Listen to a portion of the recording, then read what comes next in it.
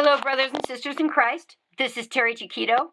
It is 3:14 of 22, and I just wanted to bring an update to the dream that the Lord had given me on 3:10 about a snowstorm. So here's the dream.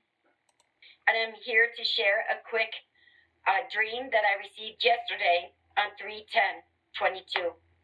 So in a dream, I'm in a truck. I wasn't driving. It was snowing, lots of snow on the ground, and the snow was coming down hard. So that's the dream that I wanted to share. There are other parts with the dream, but... And then this is the fulfillment, and that is on the 12th when this took place. So please listen. Winter storm whipped up wild weather from Mississippi to Maine.